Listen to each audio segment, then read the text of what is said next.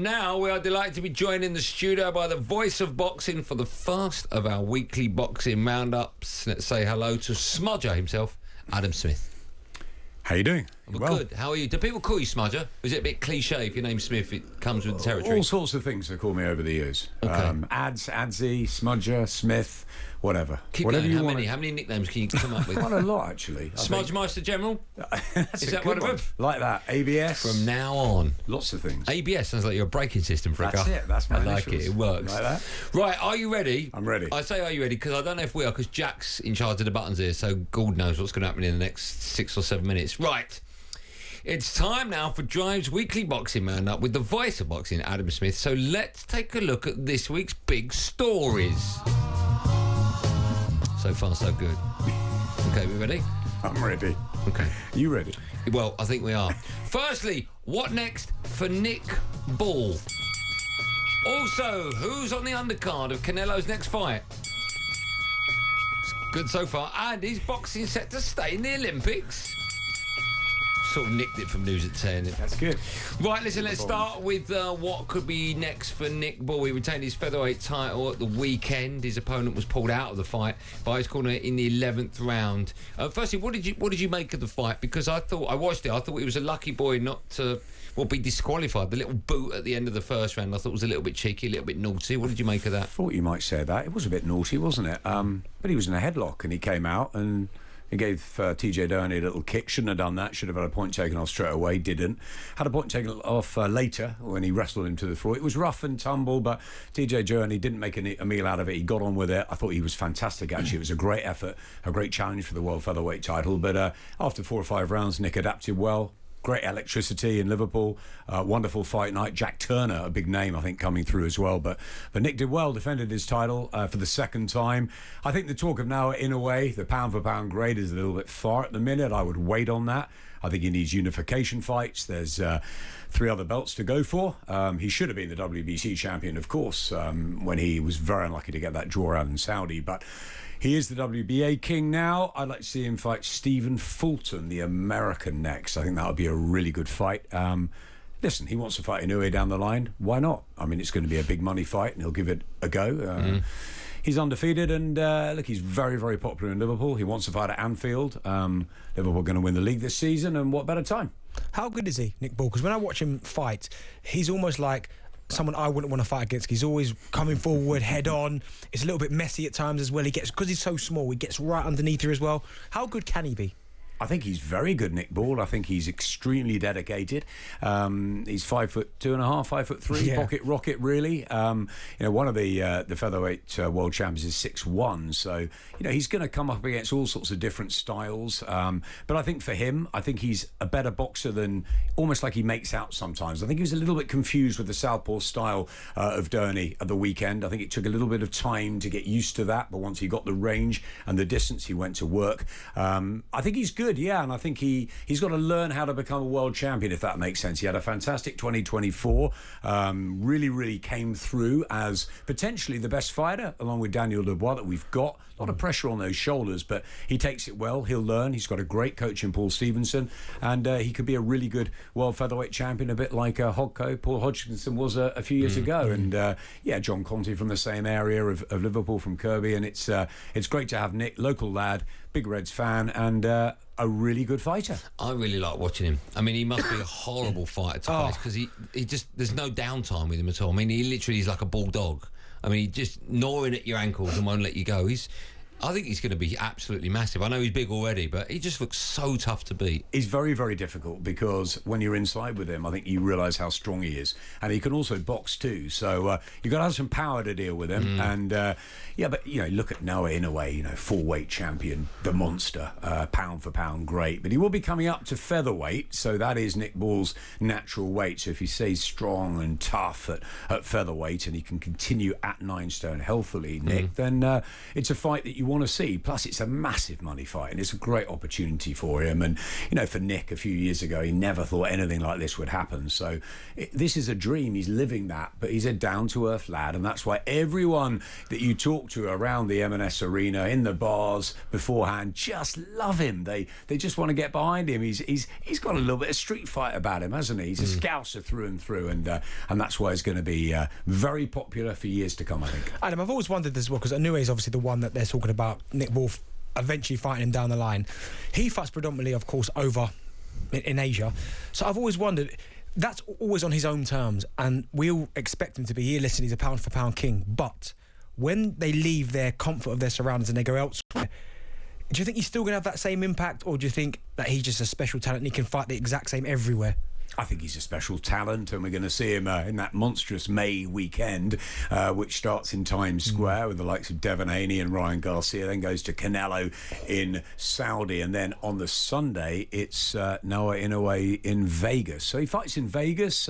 Yeah, of course, Japan is where he's had a huge amount of success, but I think he's the type of talent, and you listen to Bob Arum at Top Rank, who's had him for many years and has seen them all come and go.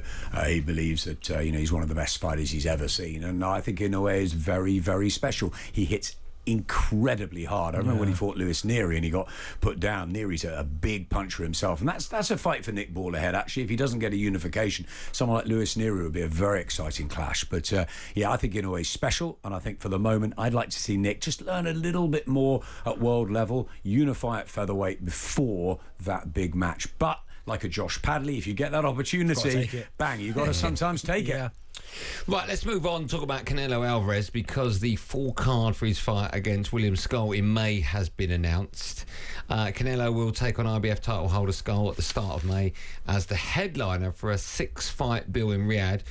On that bill, on that card, Martin Bakole's back in action after acting as a late stand-in against Joseph Parker last month.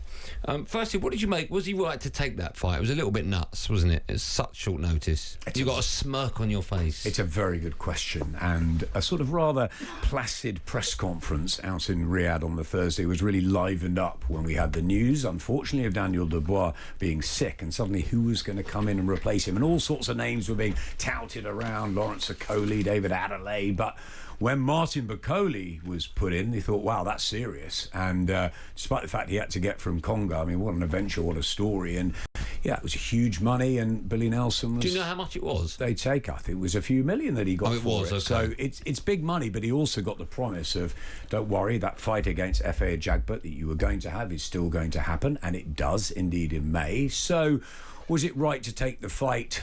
It looks... Well, I mean, I don't think it's done him much harm in the case if he's getting the next fight straight away and he's had a huge amount of money. But it was a bit unfortunate because he was out of shape and it wasn't the Martin Bakole we know. Massively out of shape, right? Yes, it's embarrassing. But saved the show in some ways. It was a big name. Joe Parker went about his job, and, good on Joe Parker and his team for taking Bakole at short notice, as well as Bakole taking that opportunity. So I think in a way all's well that ends well, and we get Bakole back in May. Do you think the outcome would have been a lot different if Bakole had had a serious training camp? Because Joseph Parker's on an incredible run. He's been fighting everybody and he's looked really good doing it. Bakole went in there, wasn't fit enough. Do you think if he had a full fight camp, it would have been a lot different? You've always known your boxing, and that is a very good question. I think that if you put Parker and Bakole before that fight took place, and they'd had 2-3 months to get ready for it, I think Bakole would be favourite. I mean, Joe Parker's had a phenomenal run under Andy Lee. He's rejuvenated, but remember, he was beaten by Joe Joyce not so long ago. And I think Bakole, the bogeyman of the division, he's the one that everyone's avoiding, that was the, when is he going to fight for a world title? I think if he'd had a full training camp, and same with Parker, I think Bakole would probably start favourite. Not saying he'd win the fight, but it would be a much more even affair. They've sparred a lot together. I think Parker knows how good Bakole is, and I think he was rather relieved that Bakole came in way out of shape and at such short notice. Yeah, we've all been there. Let's finish by discussing boxing in the Olympics. It was announced yesterday by the IOC. They recommended that boxing be included in the 2028 Games in LA. The sport was not part of the initial programme when it was announced in 2022, but has taken a big old step to having that decision reversed. How important is it, do you think, for boxing to have a place in the Olympic Games? Absolutely crucial, vital. Look at the history of this sport. And we know in the last year and a half, His Excellency has turned boxing all around.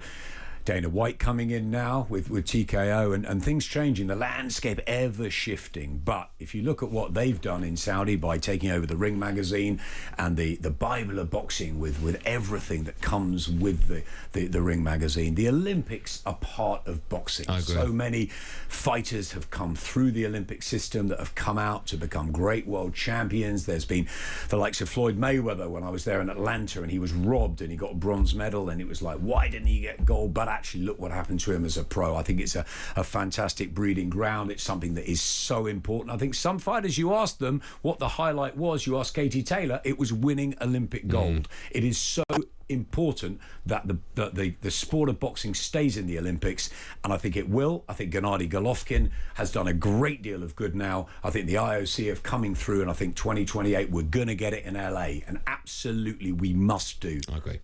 We'll carry on our boxing chat in just a moment. Something I can't forget is what's happening in a few weeks' time, and that is, of course, Eubank Jr. taking on Conor Benn. Yep.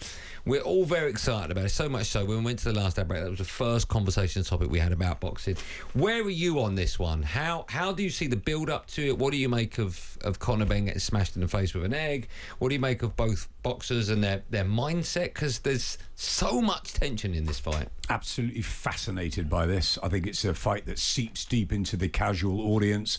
I think it's got everything, the legends, the sons of the legends. All we really need now is Chris Eubank to roll up on his Harley Davidson on fight week. But the pre-fight build-up has been won decisively by Chris Eubank Jr. He's been brilliant the way he's controlled it, the premeditated egg smashing, the way he's dealt with Eddie Hearn, the riling of Conor Benn through the hands of Nigel Benn. And I think that the Benn camp have got to just watch their emotions, which they will. Tony Sims has got a massive job as Conor's trainer.